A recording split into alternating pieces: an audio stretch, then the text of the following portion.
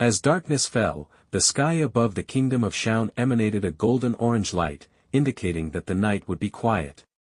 However, the silence was quickly broken by a sound like cracking glass that rang throughout the kingdom, shaking the ground and sending birds flying in all directions. "The sky is cracking," exclaimed a soldier from the top of the guard tower.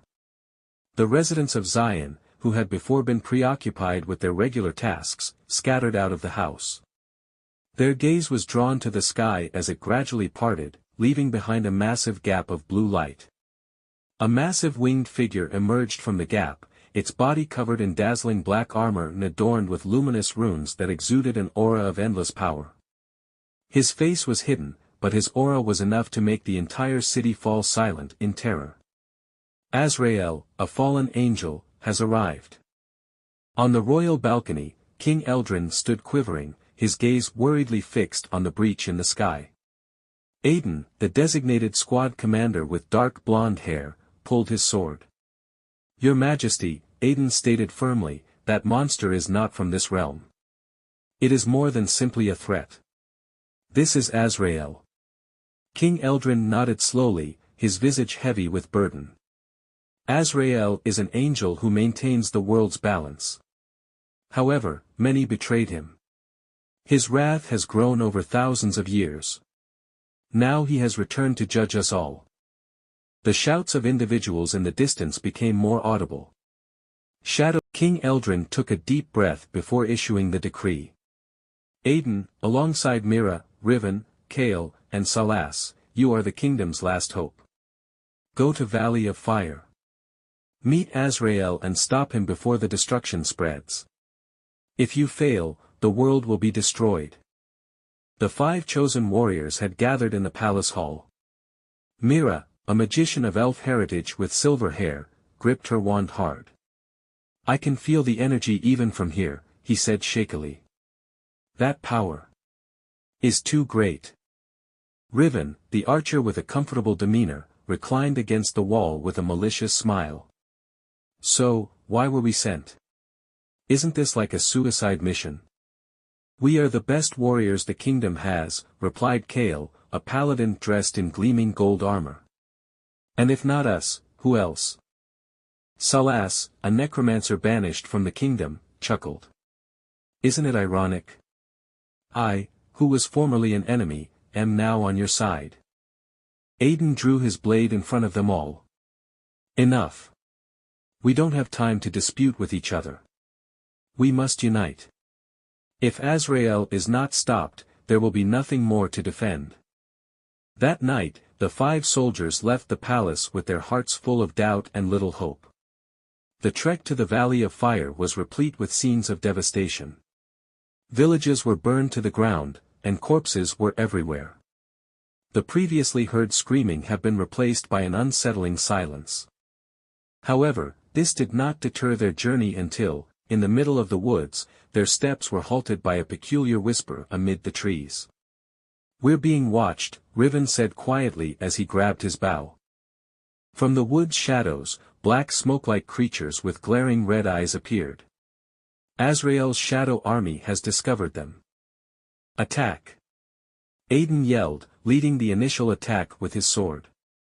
Riven shot with precision, eliminating 3 creatures at once. Kale generates a light shield to protect Mira while casting a powerful fire spell that burns any oncoming opponents. Meanwhile, Salas gathers his own shadows to combat Azrael's army. "I'm in control of them. Focus on your attacks," he screamed. The combat was furious, but the enemy's numbers were limitless. One of the creatures nearly attacks Mira, but Aiden jumps in and cleaves it with his sword. "Don't let your guard down," he said. After the battle, the troop made camp by the river to rest. However, tensions between them begin to emerge. "We almost lost against such a small army," Mira complained. "How can we fight Azrael alone?" "Because you're not focused," Riven explained coldly. "If Aiden hadn't protected you, we would all be dead." "It's enough." Aiden interrupted, frowning at Riven. "We don't have time to blame one another. We can only survive by working together." Salas, seated in the corner with a little grin, interrupted. That's very humorous. You discuss courage and teamwork. But what about fighting Azrael? That will just cause us to die faster. Aiden approached Salas, staring at him intently. Perhaps you are correct. But I don't care. I will fight till my last breath, because I will not give up to this destruction. That night, the gang fell slumber with heavy hearts, knowing that their trip had only just begun. Mira sat cross-legged in a calm forest that night, a magic wand resting on her shoulder. His fingers tightened on the old fragment of the Book of Light he had discovered in the ruins of the last village they passed. The dim glow from the talisman around his neck mirrored the old inscriptions that persisted in his consciousness. Heart of Heaven, balancer of the world, hidden in the belly of eternal fire. Aiden, who was on guard, approached Mira. His gaze furrowed at the book. What did you find, Mira? He inquired quietly. Instructions, Mira responded, giving up the book fragment. This text refers to the Heart of Heaven. It was the only way to defeat Azrael. However, according to this text, the item lies hidden below the base of Mount Ignis, in a crater of never-ending magma. Aiden scowled about Mira's statement. What about Mount Ignis? That place is nearly impossible to access. The path is dangerous, and how can we take something in the middle of a sea of magma? Mira looked down and bit her lip. I don't know yet, but this is our only hope. Kale, having overheard the conversation, joined in.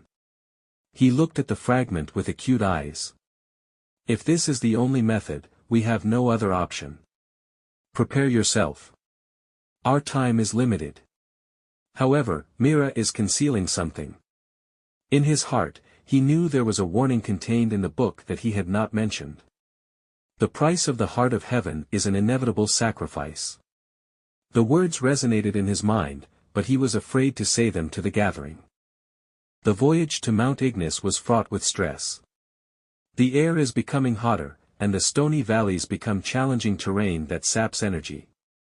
Aiden, who was normally confident, appeared hesitant. When they paused to rest, he sat alone, staring blankly at his blade. Kale approached him. You do not look like yourself, Aiden. What is it? Aiden took a big breath. I am not sure we can accomplish it, Kale. We are merely humans. How can we possibly fight Azrael, an angel far beyond our capabilities? Kale gave Aiden a harsh glance. We are human, Aiden, but that is what makes us unique. We have the courage to fight, even if we know our odds are slim. Aiden laughed sarcastically.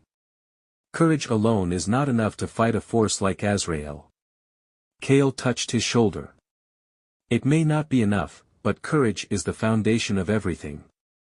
We cannot stop now. However, Kale has another secret that continues to haunt him.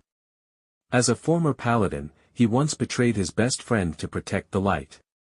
If this secret was revealed, he knew the team's trust would disintegrate. As the group approached the final valley before Mount Ignis, the atmosphere got more strained. A loud scream echoed through the mist, and a dark dragon emerged. Its body was formed of pitch-black smoke, with crimson eyes that burnt like flames. Get ready! Aiden exclaimed, drawing his sword. The dragon unleashed the first attack, shooting forth black flames that nearly struck them. Kale quickly formed a light shield to defend the team. Mira, cast the fire magic now. Aiden placed an order. But before Mira could complete casting the magic, the dragon saw and attempted to grasp her body. Mira! Riven shouted, unleashing a volley of arrows to save him. Meanwhile, Salas uses his powers to summon shadow ghosts. With their assistance, he was able to subdue the dragon long enough for Aiden to jump on its back and thrust his blade directly into the creature's eye. With one final roar, the shadow dragon vanished in dark smoke. Despite victory, the team was weary. Kale, breathless, cautioned them. This is only the beginning. The danger on Mount Ignis will be far greater. After days of trekking, they arrived at the base of Mount Ignis. The mountain towered high, its peak shrouded in dark clouds and blazing red lightning. Magma rivers poured violently around him, producing painful heat. "That's where the sky heart is," Mira said, pointing to the big crater on top of the mountain. "But we have to pass through this magical seal to reach the hidden path." Before them stood a massive stone wall with a luminous seal etched in the center. The seal depicts overlapping sun and moon emblems. Mira and Salas progressed together. "This seal requires the strength of both of us," she said. "Light and shadow must work together." But Salas was skeptical. "If I use all my strength, I might not be able to control it." "We have no choice," Mira replied forcefully. They carefully coordinated their powers. Light and shadow collided, resulting in an explosion of energy that resonated over the mountain. Finally, the seal broke, revealing a tiny passage leading to the crater. As they prepared to resume their journey, a loud and frightening voice rang out from beneath the crater. "Do you think you can stop me? The planet is too damaged to save. Come, little humans, if you have the courage to face the destruction." It was Azrael's voice, despite the fact that his body had not yet arrived. The group was aware that their time was running short, and each step they took would become more difficult. "This will be our last battle," Aiden replied quietly. Kale looked at his squad and said with complete confidence, "If this is the end, we will fight till the last drop of blood. We won't give up." They took careful steps up the curving slope that led to the crater. Every step of the way, they understand that the fate of the planet is in their hands, and they only have one chance to change it. As the group entered the short road leading to Mount Ignis crater, the atmosphere got more strained. The scorching heat and sulfurous odor jolted their senses. The granite walls around them flashed crimson, reflecting the light from the magma pouring beneath them. At the end of the corridor, a massive room opened, displaying the main crater filled with magma. In the center hovered a brilliant treasure known as the Heart of Heaven. The warm orange light emanating from the Heart of Heaven appeared to conflict with its blazing crimson surroundings. However, the path to the item was barred by a coiling wave of energy, similar to a magical shield emitting a poisonous aura. However, before they could get any further, the air around them shook. A massive shadow emerged from the crater's depths, forming a colossal figure floating above the magma. Ifrit, Azrael's principal servant, is a fire creature that can transform into a variety of shapes and was intended to defend the Heart of Heaven. Ifrit's eyes glowed like two flaming embers, and his body, like molten lava, emanated heat even hotter than the hole beneath him. Ifrit spoke with a voice that sounded like a mountain rumble. "How dare you touch a power that is not yours? This world has chosen its own demise, and I will make certain you do not go any further." Aiden raised his sword, while Kale stood alongside him, holding a beautiful shield of light. "Get ready," Kale said. "This isn't just a struggle over artifacts. This is a battle for our lives." Ifrit charged first, flinging his enormous arm like a wave of lava across the floor. Kale instantly raised a massive shield to defend the party, but Ifrit's blows were too powerful. The shield cracked, and Kale was hurled backward. "Salas, help me hold him," Kale exclaimed. Salas uses his shadow powers to create dark chains that wrap around Ifrit's arms, and the Ifrit soon transforms into a stronger form. Salas could only control his motions for a moment. "Fast. Use this opportunity to attack." Aiden and Riven stepped forward.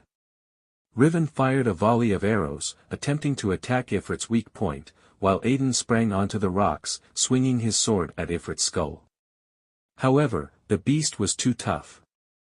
Their attacks made him even angry. With a resounding roar, Ifrit crashed into the ground, unleashing a surge of magma that nearly swallowed the group. Mira instantly cast a defense spell, forming a wall of ice strong enough to block the magma.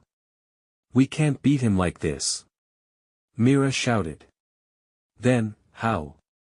Aiden replied, his gaze still fixed on Ifrit. "Heart of Heaven. We need to shatter the shield and take it." That's the only way to stop Ifrit.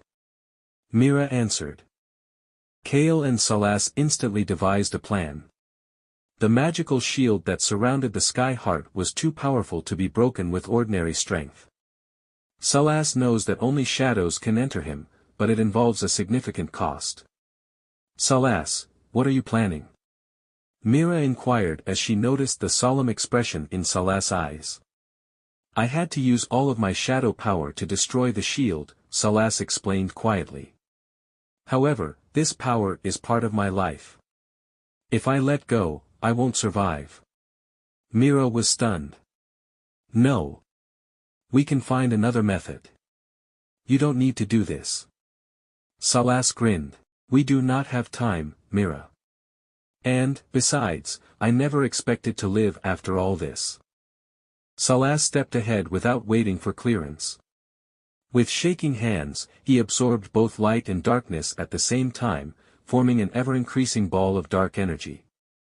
Ifrit, realizing what was going on, tried to strike Salas, but Kale quickly blocked him. Hurry up, Salas. Kale yelled, repelling Ifrit's strike with his nearly depleted shield.